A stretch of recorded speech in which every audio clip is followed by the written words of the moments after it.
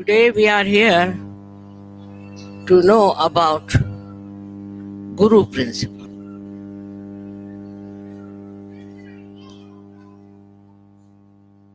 What does a Guru do?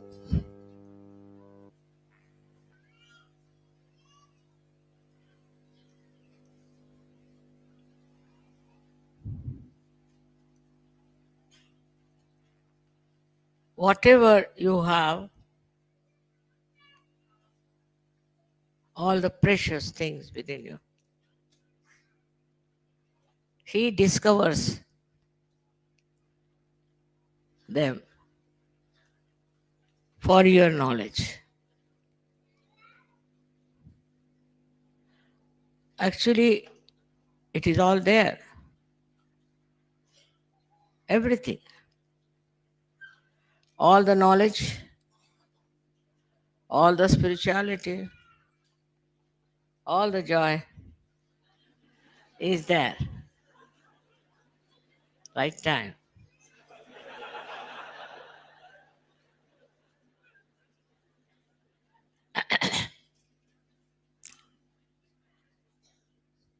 It's all contained within you.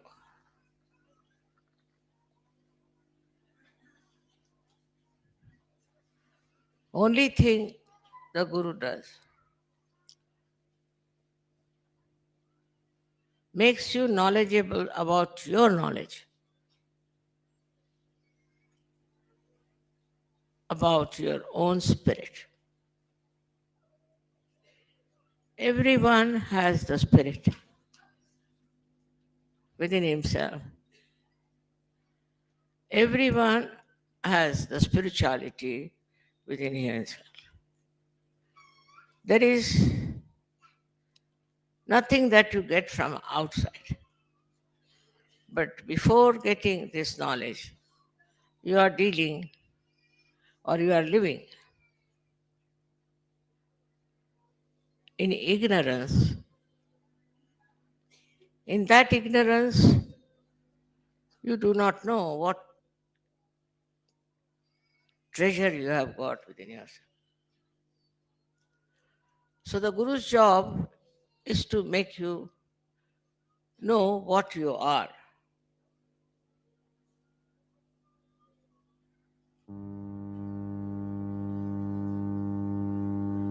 That is the first step,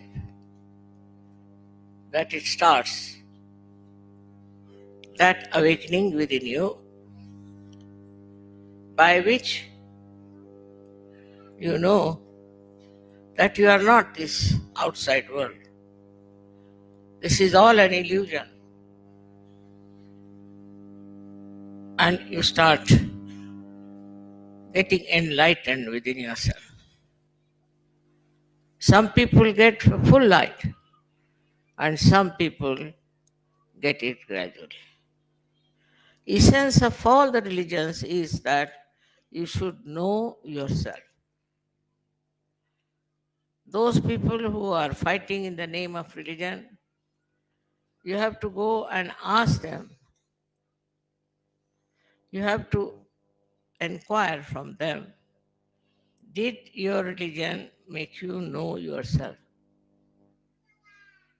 If all the religions have said one thing, you have to do all these things just to know yourself.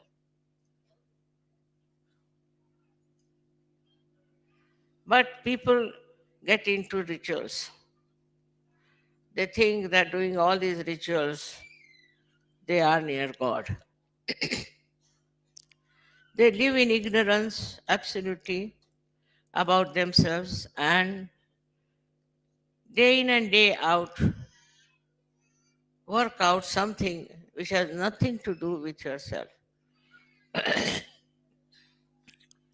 Lots of acrobats, prayers, pujas, these things go on. Because it is all ignorance. People go on paying them money and they become very rich, and their interest is only money.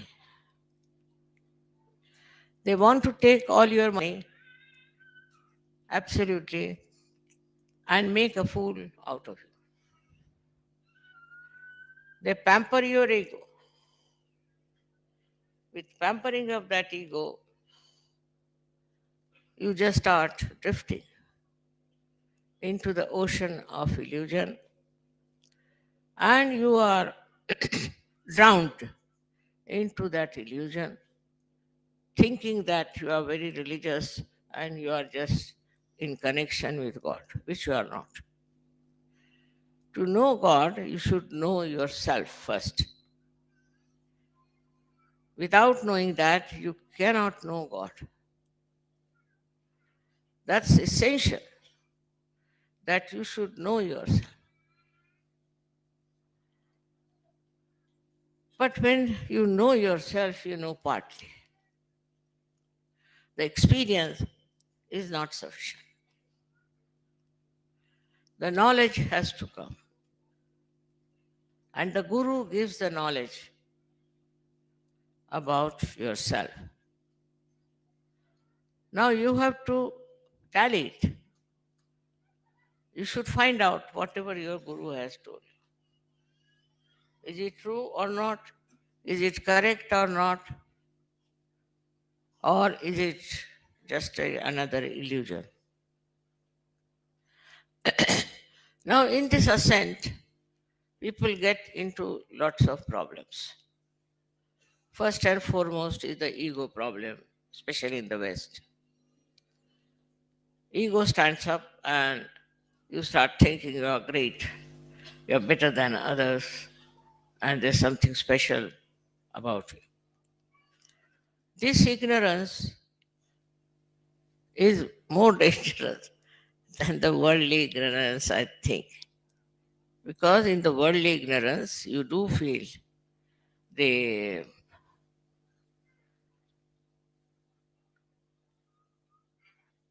consequences of wrong things. But when you are halfway,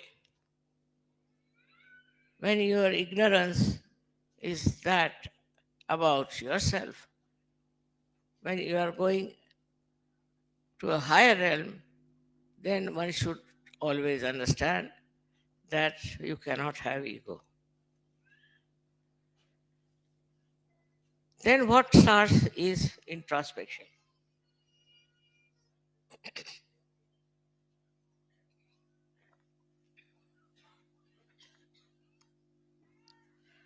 You start looking at yourself. What's wrong with you? When you understand that you have ego, you start looking at yourself. Or when you find there's something missing or something wrong, then also you start introspecting. This should be a very honest effort. Some people in Sahaja Yoga at a very early stage start thinking that they're very great and they don't need any introspect. And they rise again into the clouds of ignorance without achieving selfhood, or I can call self-realization. So you have to introspect and see for yourself what have you been doing, what are you, how far you have come, how much. Please don't translate just now, all right? You can do it later on. You must hear with full concentration. Even if you don't understand, it will work. Now, the style of such a person changes gradually. How? First of all, a person who is extremely aggressive, hot tempered, and full of ego starts becoming very gentle and mild. Another type, which is frightened and afraid and very cautious, start becoming fearless. At that stage, you have no fears. You are sure that you are on the right path and you are moving on the right lines. You are not easily disturbed there, but still you have to rise higher and higher. Where, when you meditate, you understand that there's something wrong within yourself. You have achieved your self realization. You have got the blessings of self realization. Your health is good. You've got all kinds of blessings which you cannot count. All that is there. But still, you have to go further. And that is to understand all the knowledge about Sahaja Yoga.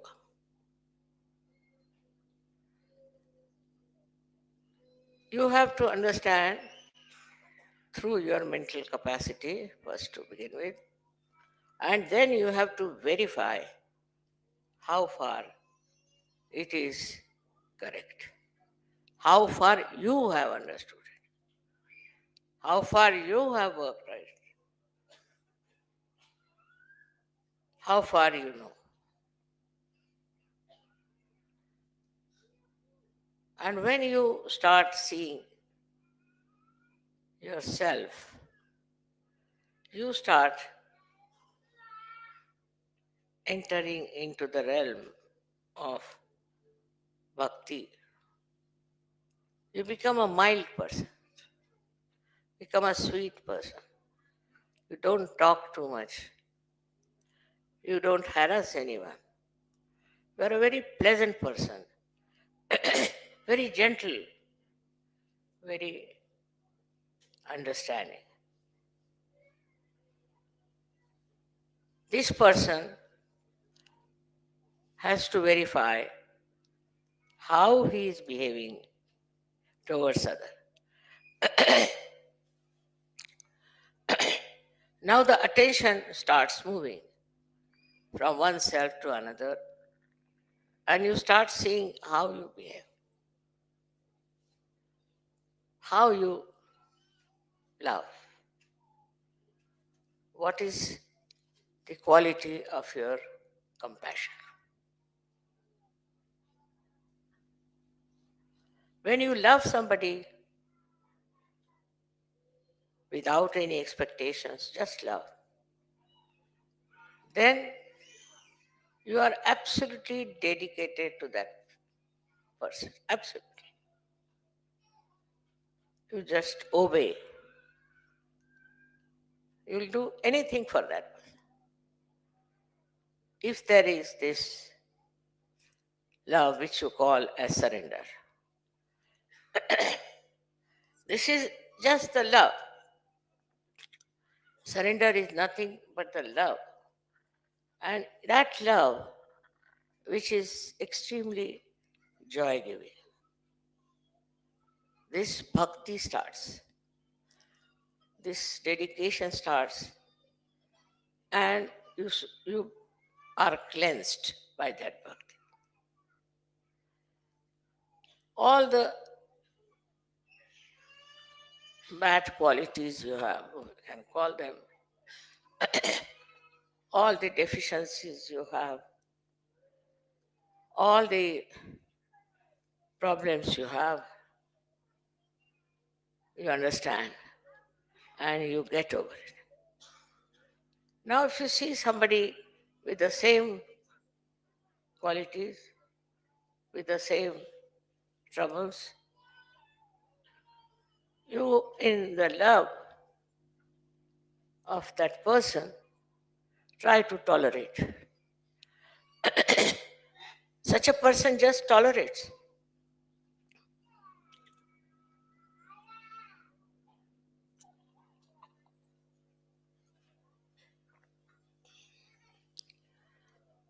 There is no aggression,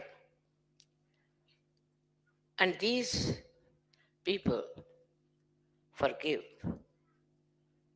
Realized souls go on forgiving. Their capacity to forgive is tremendous.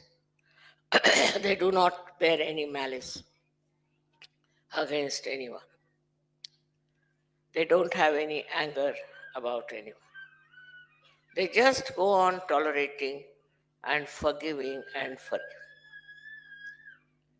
This forgiveness is just a music, I should say, of your bhakti. The amount of forgiveness these masters could have can be seen from life of Christ. They are tortured, crucified. Most of the saints were tortured. People never liked them. And they were crucified. But as you know, that they never resented. They never take a revenge. They never did anything which was not compassion. They had compassion. And compassion for such people, they felt that, oh God, please forgive them. What they are doing, they don't know. Extremely compassionate. And they are that becomes their nature. When it becomes their nature, they become people with complete peace. They are not disturbed. They are never disturbed with whatever is happening. And they think it's God's will. Because nothing can disturb them. Nothing can upset them. They just enjoy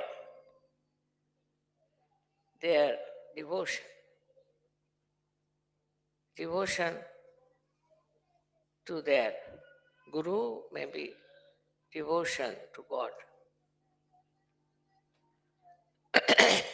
In that devotion, they may write beautiful poetry.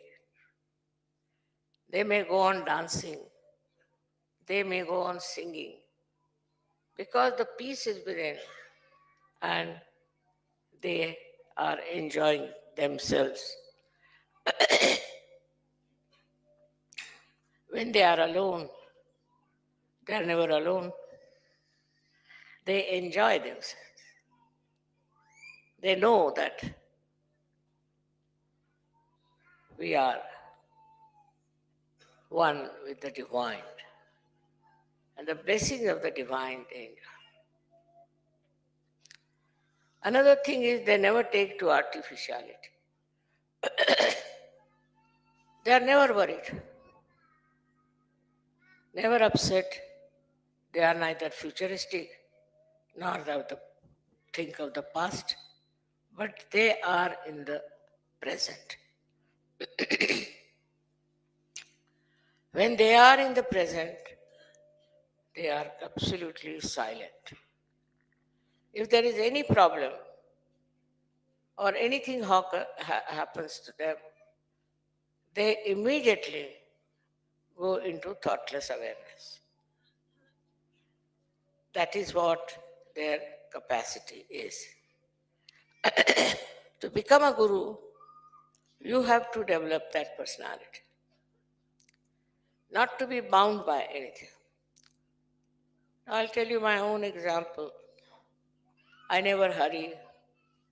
I'm never bothered about time. Once I was going to America. Because if you are sure the divine has plans for you, you are not bothered. The divine is looking after you, so why to bother? I was going to America and one child fell down. I was just about to get up and go and broke his arm around. And when I saw the child, I said, all right, I'll put that child right. They said, "You are going to America?" I said, "I'll go in any case." So I cured the child, took about half an hour, and then I came out, "All right, let's go to the airport." They said, "Mother, you are very late." I said, "I'm never late. Let's go." We went there to the airport, and the plane by which I was going was out of order. So there was another plane going to Washington, not to New York, and I wanted to go to Washington only. So just imagine how things work out, and we call them sahaja. It has worked out sahaja.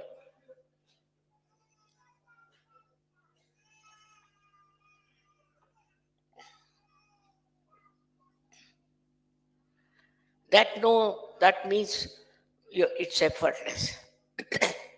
But first of all, your personality should be such that your devotion is so great that divine is compelled to look after, compelled to look after.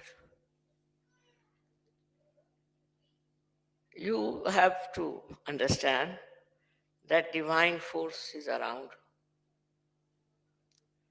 And this divine force is absolute guarantee for your safety, for everything that you want to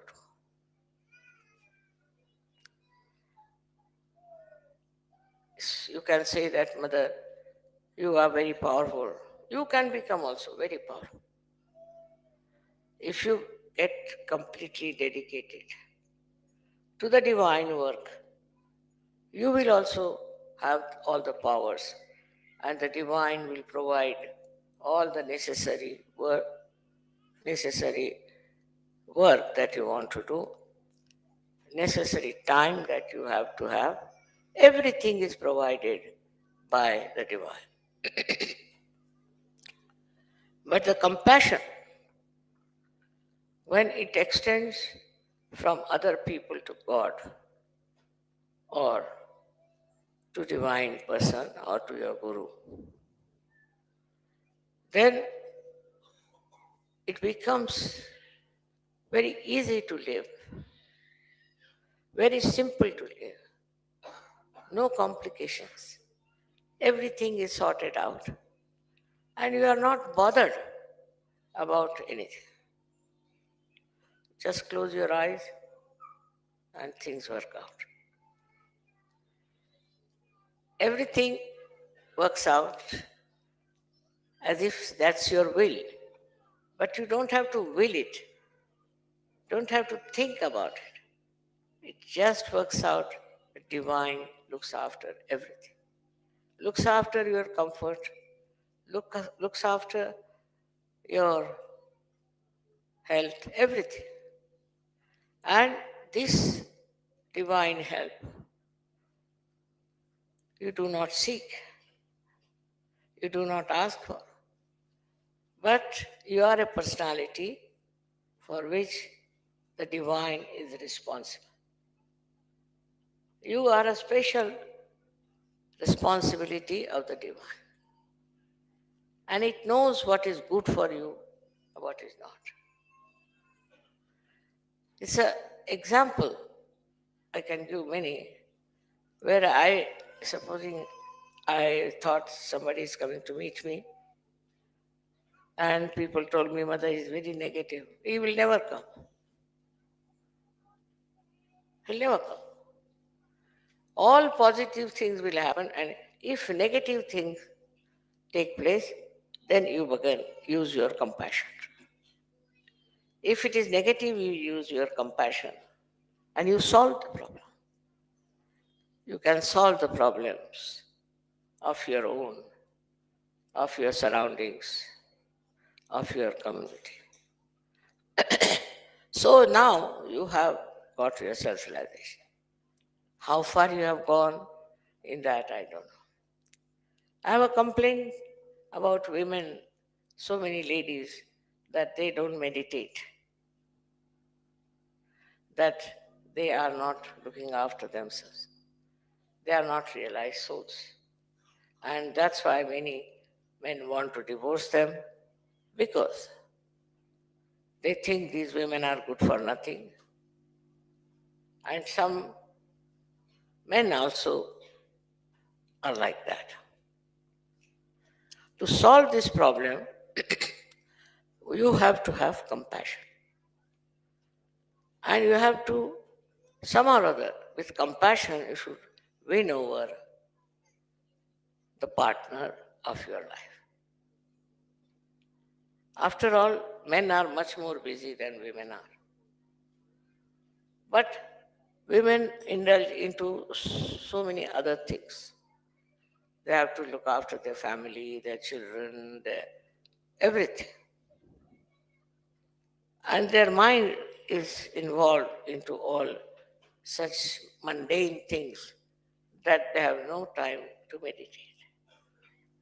Without meditation, you cannot rise. You have to meditate. People think that now we have got realization, so it's all right. No. Every day you must meditate, because that's the cleansing that takes place. With the cleansing, you understand. You understand what is needed and what is not needed. You are cleansed out. That is done by divine, but you must religiously meditate.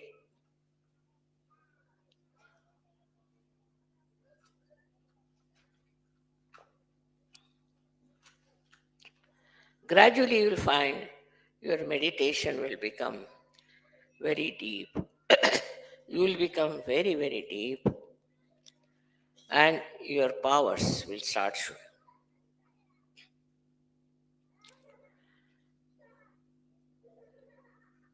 When you are anywhere, negativity will run away.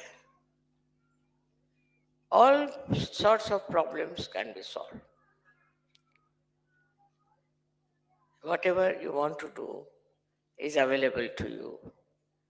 Whatever is your desire to help others or give to someone, you just get it. It's my own experience I'm telling.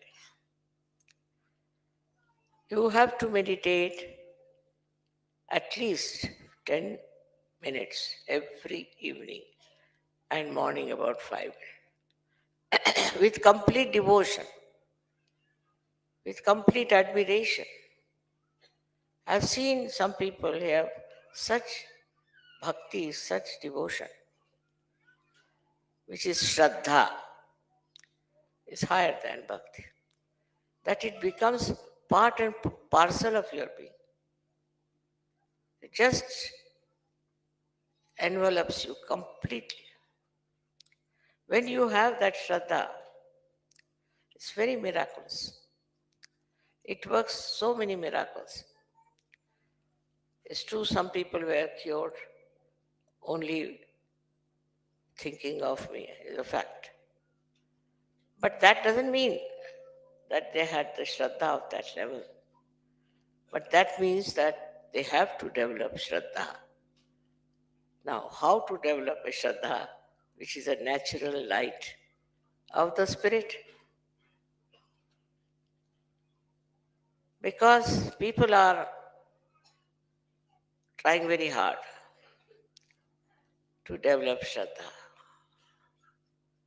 But shraddha cannot be developed by mental activity, by any activity but meditation of silence.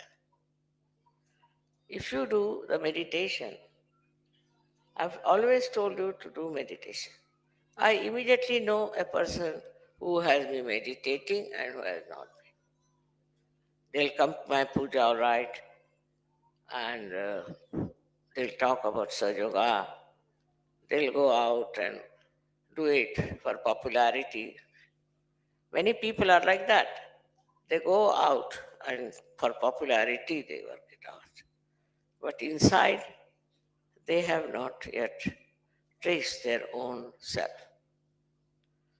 So at this development stage, you should be encouraged and understood that you can reach that state very easily through meditation and introspection.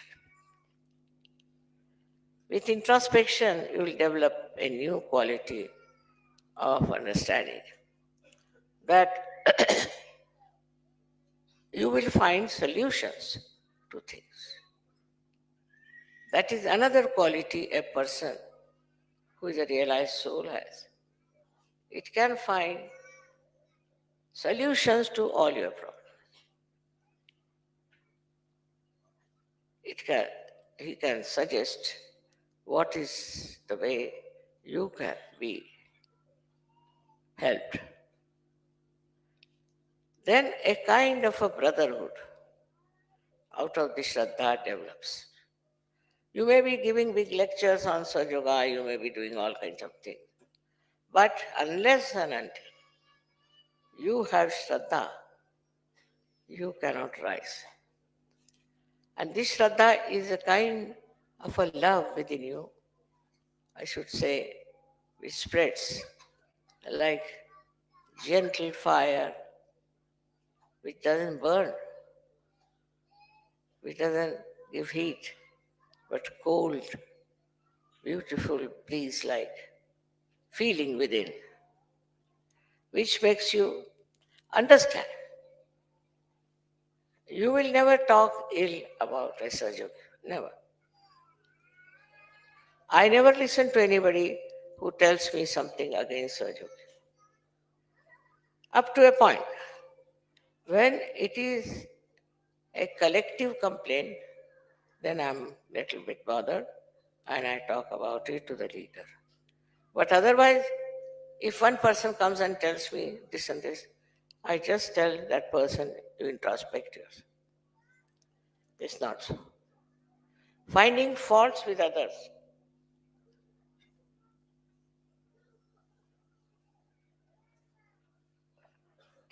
is a common game all human beings play. They never see their own faults. What's the use of finding faults of others? By finding faults with others, you are not going to be helped. Try to find faults within you, which you can cure, which you can help, which you can work it out. It's a responsibility you have. You must know to yourself that you better find out your defects and get them corrected. But some people are very proud of their fondness. They talk like this, I like this, I like that. What about the spirit? You like this, you like that. Then what about your spirit? Does it like? Does it enjoy? They'll go on saying, I like this, I don't like this, I don't like this. It's very common in the West. Now see, some ladies have made these beautiful carpets. They are so thick that when I walk on them, I little bit lose balance.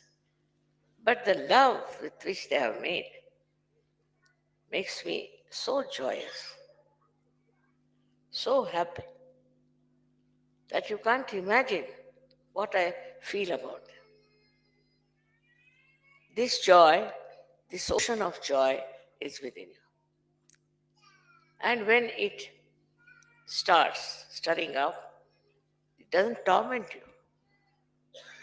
It gives you beautiful, I don't know how to use words to express that, like a drizzle on your being. It's like a grace on your being. The love of other people enthralled. You don't ask for it.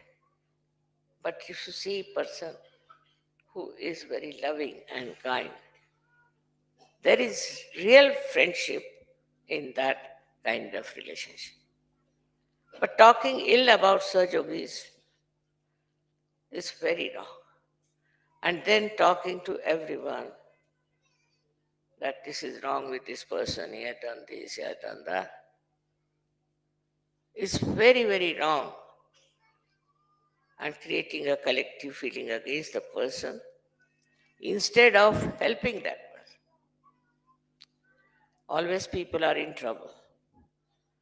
Then collectively you must help that person, not talk ill of that person, maybe some mistakes. But if you start talking against that person and saying that this is wrong with him, that is wrong with him, then you are not a Sahajogi. You are a Sahajogi as long as you can see your own defects through introspection.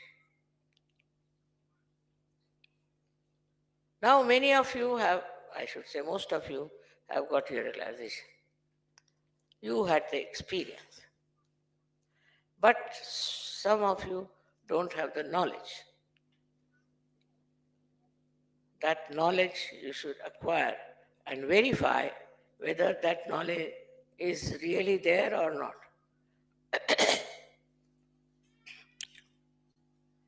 Like in America, in the NIH, which is an institute for health, they wanted to test surgery. And there were doctors. And one doctor came forward and said, all right, tell me on your vibration what's wrong with me. So the girl said, sir, something wrong with your heart.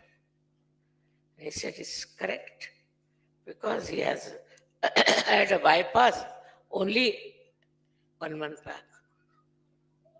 And he was out of hospital. Absolutely correct. And this surprised them. That diagnosis, you see, kills the patient halfway. So this is the very easy way to diagnose a person, just by feeling the vibration. And they have given us such a good attention. They want to develop Sahaja Yoga in their hospitals.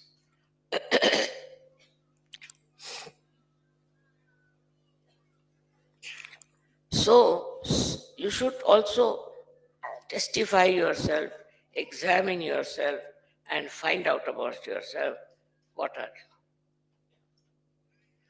you. Say, husband and wife. Now the wife meditates, she knows everything. She knows about her husband, what's wrong with him.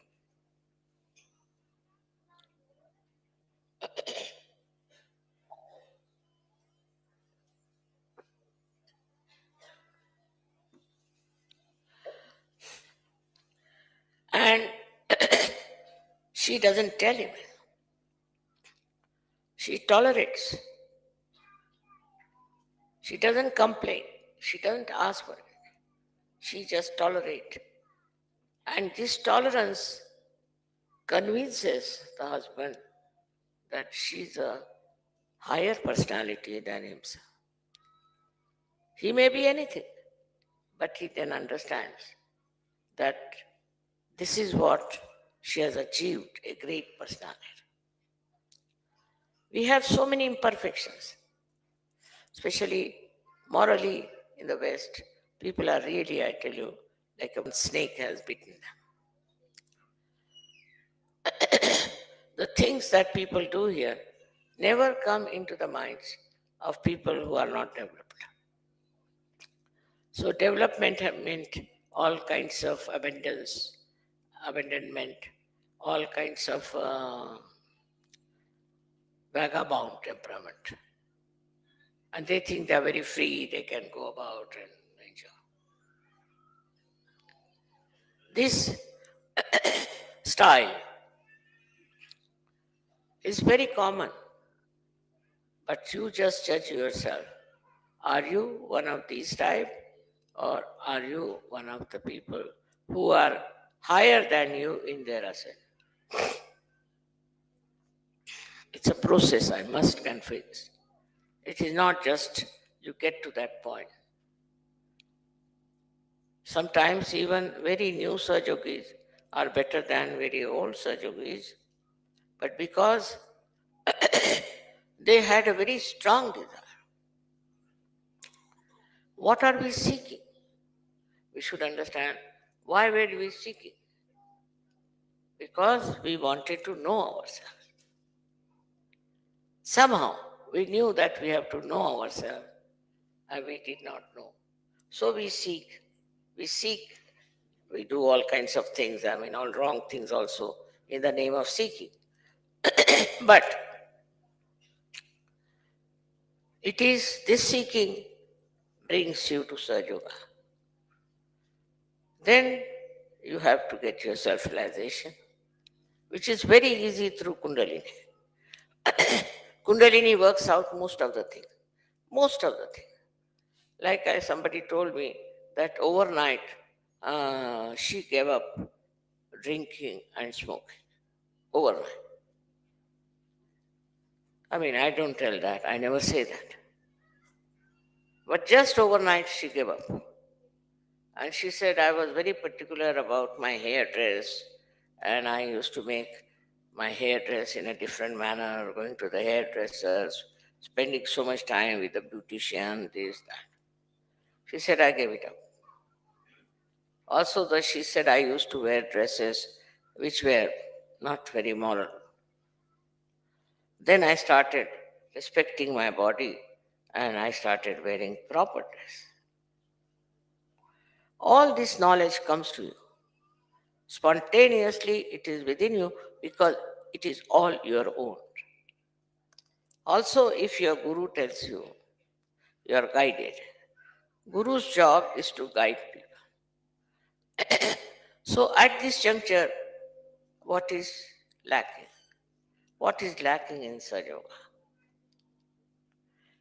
That I have to tell you. There are so many collective disasters we have, all kind.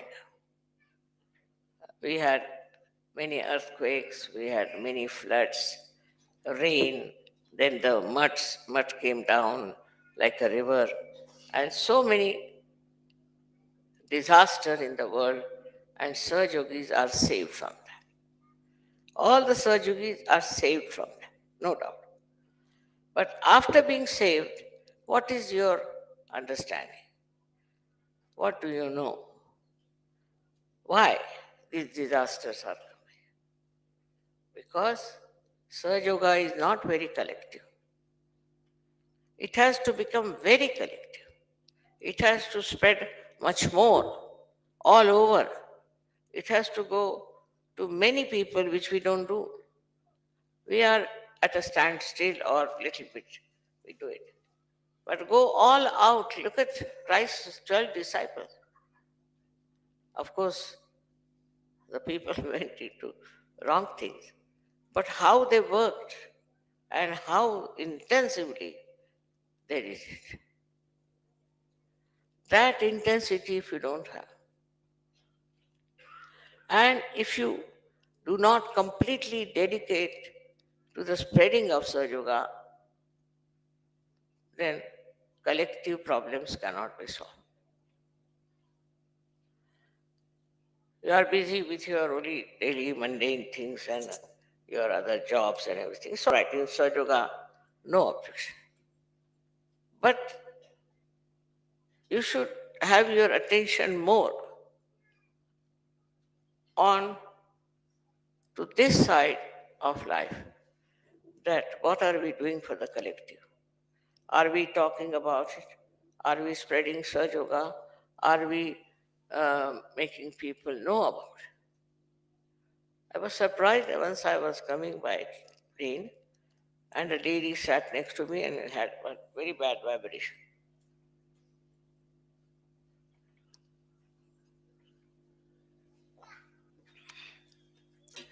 I put myself into Bandhan and I asked her, what is she doing for her spirituality? And she gave the name of Baha'i people. My God, I said, if these people spread out, they're so spread out, there are so many. So what will happen? disasters. They are such negative people, impossible that they can do any good to the world. As like that, you see anybody false guru, how people are driven to them, how they take to them, and how they spread their message. I've seen people singing on the road, singing the praise of their guru, and also wearing funny dresses. We don't want that kind of a thing. But of course, you have got the knowledge. Of course, you are realized souls. But what have you done for Sahaja is the point. You have to spread Sahaja everywhere. For example, you wear a badge. Then they will ask you, what is this supposed to be? Then you have to tell them, what is it? Something. You start talking about Sahaja only. Talk nothing else but Sahaja. You have to go on talking about Sahaja, spreading Sahaja. Unless and until you do it, it won't become collective. And all the disasters which are due to collective nonsense, you get it. You are saved from so many things. Say, even if there pollution, for Sahaja it won't matter. Even if there is a disaster of an earthquake, the Sahaja will be saved. But why not save the whole world? Calamities after calamities are coming. And if you have compassion, you must think of the people who can get into any calamity or into any trouble. Of course, I can cure many people, no doubt. Well, I don't know how to make Sahaja Yoga very collective. Now you are so many people here. You all can start giving realization to at least 100 people. Go everywhere. Talk about Sahaja Yoga. Sing the praise of the divine. And you will save the whole world. It's not by saving some few people you can have the great Satyuga, but you have to also save this Mother Earth. You have to save the people who are in it. I mean, the way these people are, I have seen so many of them on the television. They are talking about something which they don't know. And they have thousands and thousands of people behind them. Not that the people are stupid. Not that they want to go on a wrong path. But these people who are false or who are wrong know how to entice them, how to capture them, how to talk to them. But Sahaja is if he sees somebody with a negative vibrations, will run away, will escape such a society, will not go near them, and will say, oh, very bad vibrations. We don't want. So you have to be courageous and get into these places, talk to people, and make it collective. Otherwise, you cannot save this world from the wrath of God. God is wrathful, no doubt. For you, He'll save you. But what's the use? We have to say, save this Mother Earth. And for that, you have to be prepared. You have to work it out. At wherever you get a chance, you must spread Sahaja. Some people told me, Mother, if you come, then it will be all right. Why? What so much? You can be also like me. You can talk about it to people. I started Sahaja Yoga with one person. At that time, it was complete darkness. No seekers, nothing, and horrible people. But it worked and it clicked. So one person can get so many Sahaja Yogis. Why not you people do the same and talk about it? Your behavior, your style, everything will definitely impress them. One has to work it out in such a manner that you achieve our goal of collective consciousness. It's not only for Sahaja, it's for everyone, so that all these calamities that are happening, horrible things that are happening, will stop. Completely stop, I assure you, it can be stopped. Because you are always saved. So all people who will be getting realization will be saved. Why not talk openly about it? Telling people that if we do wrong, if we are immoral, if we are cheats, if we try to oppress others, and we become so much a power of destruction, then this collective disasters will be there, and I think we'll be responsible for that. Everything you take up, any subject you take up, you don't have to start an organization to fight it. But only your power of convincing people and bringing them to Sahaja Yoga will make such a difference.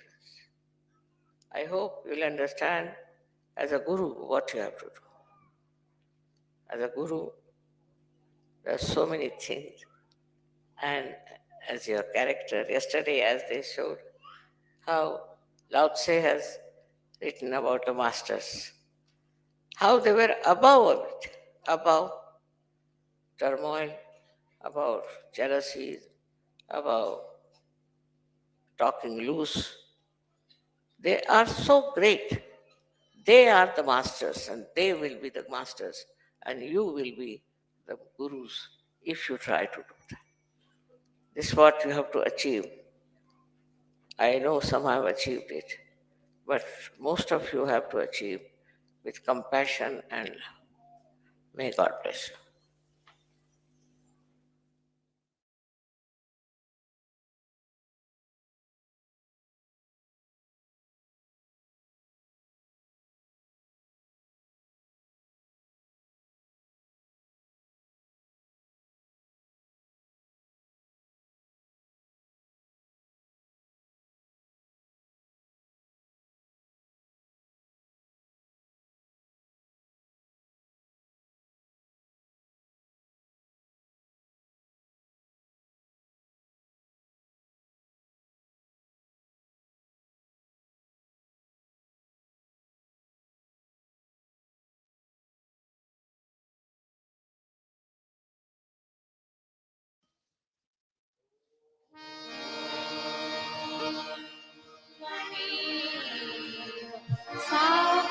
साक्षात्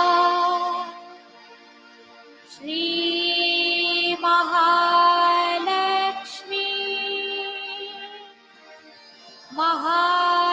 महासरस्वती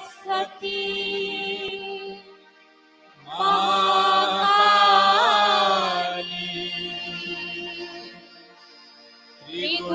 त्रिगुणात्मिका कुण्डलिनी साक्षात् श्री आदिशक्ति माताजी श्री निर्मला देवी नमो नमः। ॐ त्वमेव साक्षात् श्रीकल्की साक्षात् श्री आदिशक्ति माताजी श्री निर्मला देवी नमो नमः। ॐ त्वमेव साक्षात् श्रीकल्की साक्षात् श्रीसहस्रार स्वामिनी मोक्षप्रदायिनी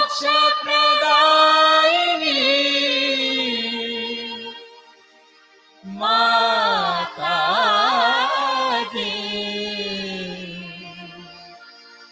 श्रीनिर्मला देवे नमो नमः। श्रीनिर्मला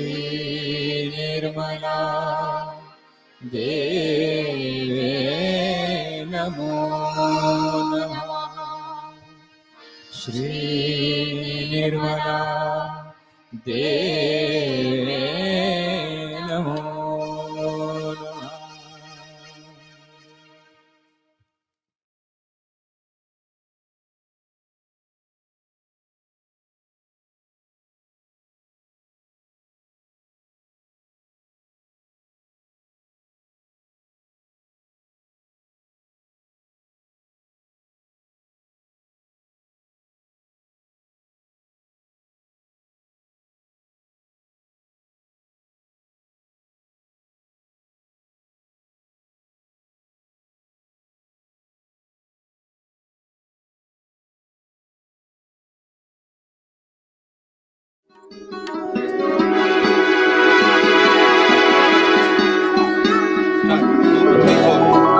शरीरं स्वरूपं सदा रोगमुक्तम्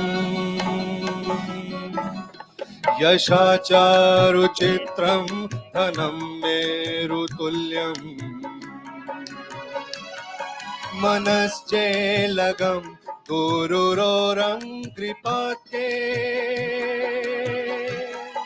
ततत् किं ततत् किं ततत् किं ततत् किं। जय माता जी, जय माता जी, जय माता जी।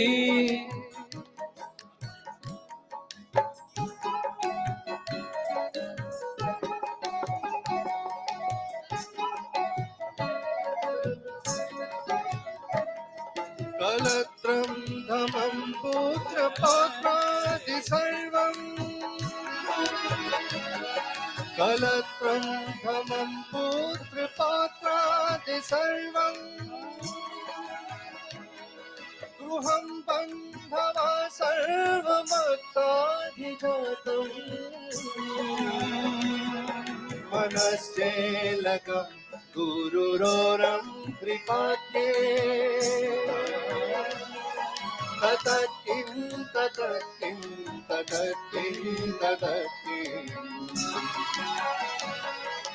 जय माता जी, श्री माता जी, जय माता जी।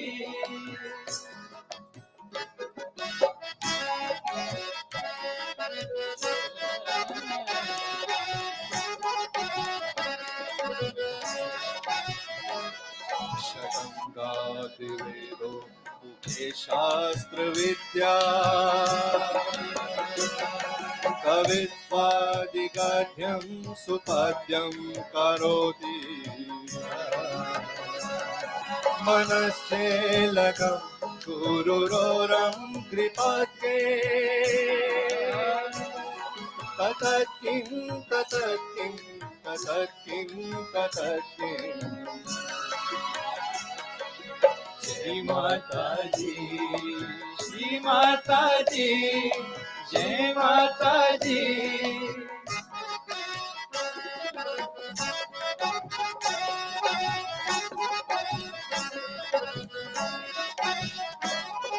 विदेशेषु मान्या स्वदेशेषु धान्या सदाचारवृत्तेषु मातो न चान्या मनश्चलकं गुरुरोरं कृपाते ततत् किं ततत् किं ततत् किं ततत् किं।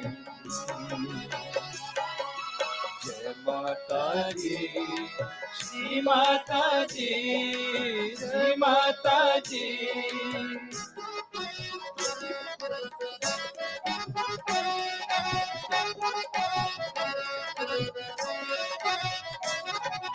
क्षमामण्डले भूप भूपालवृन्दे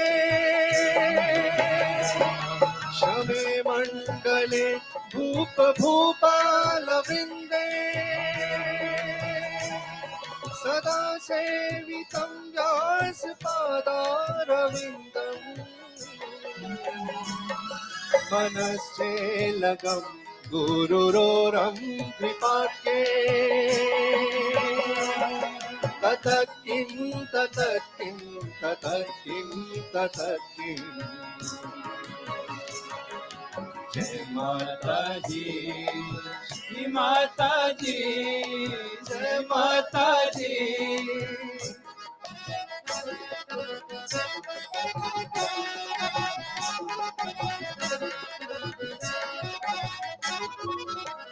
शीघ्रतं भिक्षुदान प्रताप सर्वं करेयात् प्रसादा मनश्चेलकं गुरुरोरं कृपाख्ये ततः किं ततः किं ततः किं ततः किं श्री माता जी, श्री माता जी, जय माता जी।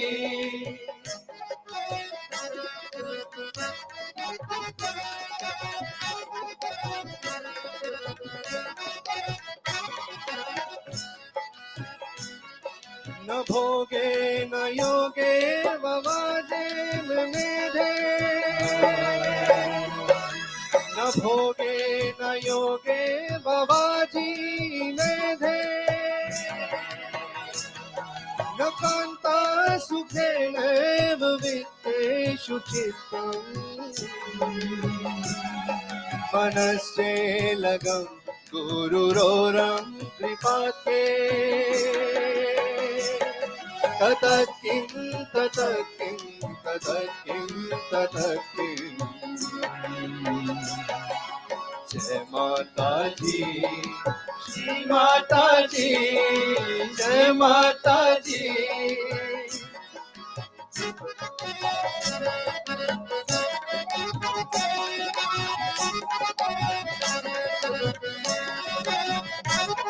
अरण्ये न वासस्य गेहे न कार्ये न देहे मनोवर्तन्ते मनश्चेलकं गुरुरोरं कृपाख्ये ततः किं ततः किं ततः किं ततः किं जय माता जी, जय माता जी, जय माता जी।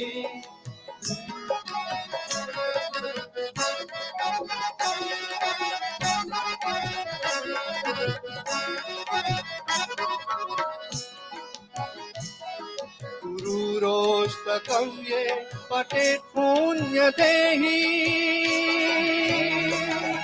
गुरुरोष्टकं ये पठेत् पुण्यदेहि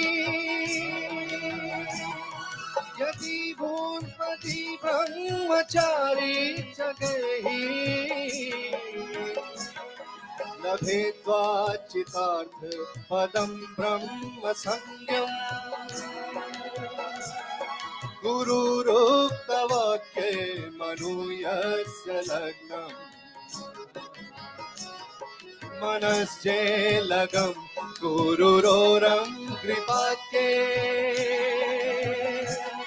ततः किं ततः किं ततः किं ततः किं